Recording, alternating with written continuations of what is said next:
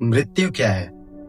अंतिम क्षण या एक नई यात्रा की शुरुआत? देखो, इसकी अलग अलग तरीके से अलग अलग मान्यताएं हैं। इसकी धार्मिक मान्यताएं अलग है, साइंस इस पे कुछ और कहता है, और सामाजिक मान्यताएं इस पे कुछ और कहता है। जैसे हिंदू धर्म में इंसान के मरने के बाद उसको यमराज के पास लेके जाया जाता है और यमराज जी बताते हैं उसको कि उसने क्या किया क्या नहीं किया, और उसके कर्मों का फल दिखाकर उसको फिर से 13 दिन के लिए उनके फैमिली वालों के साथ उसके स्थान पर उसको छोड़ दिया जाता है। और हिंदू धर्म के अनुसार या तो आत्मा पुनर्जन्म लेती है या फिर मोक्ष पाती है। बौद्ध धर्म के अनुसार चेतना पुनर्जन्म लेती है, आत्मा स्थायी नहीं होती। इस्लाम धर्म के अनुसार उसके कर्मों का हिसाब होता है और उसे जन्नत या जहन्नम में भेजा जाता है। ठीक वैसे ही ईसाई धर्म में उसके कर्मों का हिसाब होता है, उसे फिर हेवन या हेल में भेजा जाता है। यहाँ पर अगर देखो तो सभी धर्मों में लगभग एक ही चीज होती है कि मरने के बाद उसके कर्मों का हिसाब हो और फिर वो या तो नर्क या स्वर्ग में जाए। और सामाजिक मान्यता इस पर कहती है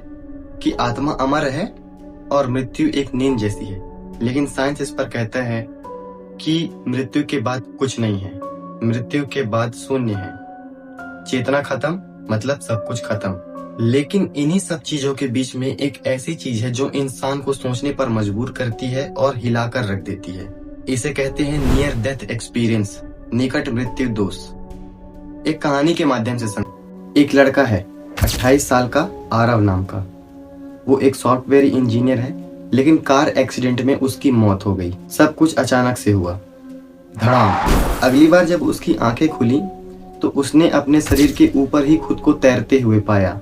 उसके ऊपर सीपीआर चल रहे थे और हॉस्पिटल के सारे मशीनें, चीखें पुकार सब थी, लेकिन उसे कुछ दर्द नहीं हो रहा था और वो चुप था और सब कुछ देख रहा था। और फिर उसे एक सुरंग का आभास हुआ और वहां से एक तेज चमकती रोशनी आ रही थी। और वो रोशनी कोई साधारण रोशनी नहीं थी, वो एक शांति की रोशनी थी जो उसने कभी फील नहीं किया था। और वो उसकी तरफ खींचता चला जा रहा था। उसे लग रहा था कि उसे कोई खींच रहा है। और फिर उसके बाद उसके पूरे लाइफ का फ्लैशबैक चलने लगा। और ये वही फ्लैशबैक होता है जो इंसान के मरने के बाद उसको 7 मिनट तक लगातार दिखाई देता है, क्योंकि कहते हैं कि इंसान के मरने के बाद उसका दिमाग 7 मिनट तक जिंदा रहता है और वो उसमें वो सब चीज देखता है जो उसने अपनी पूरी लाइफ में किया है, जिसमें वो देखता है बचपन की मुस्कान, पहला प्यार, लड़ाई झगड़ा, दोस्ती यारी, सब कुछ। वो हर चीज को महसूस कर रहा था, ना सिर्फ अपने नजरिए से बाकी दूसरों के नजरिए से भी, कि उसके हर एक फैसले से दुनिया पर उसका क्या असर पड़ा। फिर वो एक ऐसे स्थान पर पहुंचा जहाँ पे बहुत सारी रूहें थी।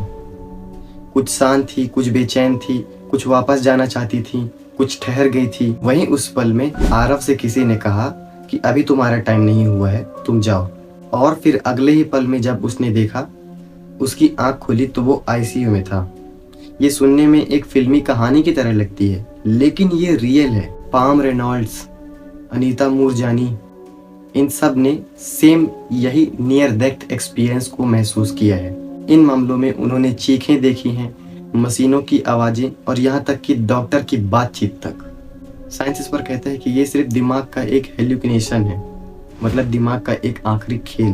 पर सवाल ये उठता है कि अगर दिमाग मर चुका था तो उसने ये सब देखा कैसे और सुना कैसे? कोई इसे दिमाग की रासायनिक प्रतिक्रिया कहता है, तो या फिर कोई कहता है कि ये आत्मा की एक यात्रा है। और जिन लोगों ने ये चीज एक्सपीरियंस की होती है उसके बाद वो खुल के जीते हैं, वो ज़्यादा आत्मविश्वास होते हैं, ज़्यादा खुल के जीते हैं और लोगों से मिलजुल कर रहते हैं। और उन्हें मौत से फिर दोबारा डर नहीं लगता, क्योंकि शायद उन्हें कहीं ना कहीं ये पता चल जाता है कि मृत्यु अंत नहीं है, वो एक दरवाज़ा है किसी और दुनिया में जाने का। और हमारे हिंदू धर्म के अनुसार आत्मा का तो पता नहीं, लेकिन उस फैमिली में जिस फैमिली के साथ ये सब घटना हुआ रहता है उसको ये रियलाइज कराने के लिए बहुत सारे ऐसे प्रथा हैं कि अब वो इंसान लौट कर नहीं आएगा।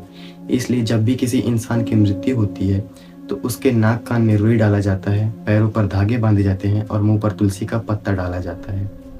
ये सब प्रथा इसलिए होती है ताकि आत्मा किसी भी छिद्र से उस इंसान के शरीर के अंदर प्रवेश ना कर पाए, क्योंकि जब इंसान की मृत्यु होती है तो उस आत्मा के पास वो एक आत्मा नहीं होती है, ऐसे बहुत सारी आत्मा होती हैं जो भटकते रहती हैं। इसलिए ये सब किया जाता है ताकि किसी भी छिद्र से आत्मा उस इंसान के शरीर में घुस ना सके। और इसीलिए अंतिम संस्कार भी किया जाता है ताकि शरीर नष्ट हो जाए और वो शरीर को कभी ना पा सके। और उस फैमिली को भी पता चल जाता है कि अब वो इंसान कभी भी लौट कर नहीं आएगा। और जब ये सब चीज़ हो रहा होता है तो वो आत्मा चुपचाप बैठकर ये सब चीज़ देखती रहती है और अपने शरीर में घुसने की फुल कोशिश करती है, लेकिन यमदूत के बॉडीगार्ड के कारण नहीं हो पाता। और वो घुसने की कोशिश भी इसलिए करती है क्योंकि इतने सालों से उस आत्मा का वो घर रहा होता है, और इसलिए मुंडन का भी कार्यक्रम किया जाता है ताकि ये पता चले कि उस फैमिली के साथ कुछ दुखद घटना हुई है। और फिर मुंडन के बाद जैसे ही सर पे बाल आने लगते हैं, वो ये दिखाता है कि वो अब उस दुख से समय के साथ आगे आ गए हैं। और जो मरने के बाद 13 दिन तक उस आत्मा के लिए पूजा पाठ किया जाता है, वो उसके अगले जन्म या मोक्ष के लिए किया जाता है कि वो एक नया जीवन पा जाए या फिर मोक्ष पा जाए या फिर शांति पा जाए। तो ये था व्हाट हैपेंड आफ्टर डेथ की कहानी। ये वीडियो देखने के बाद शायद आप ज़्यादा अच्छे से डिसाइड कर पाओ कि आखिर मृत्यु के उस पार क्या है। ये सब चीज़ कमेंट में बताना, और जहाँ तक पता था मैंने ये सब चीज़ बताया। अगर इसमें कुछ गलत है तो आप कमेंट में बताना, और अगर इस पे कुछ गलत मैंने बोला होगा तो उसके लिए मैं दिल से माफ़ी चाहूँगा, क्योंकि मुझे नहीं मालूम है। तो कमेंट में बताना और सब्सक्राइब करके ज़रूर जाना।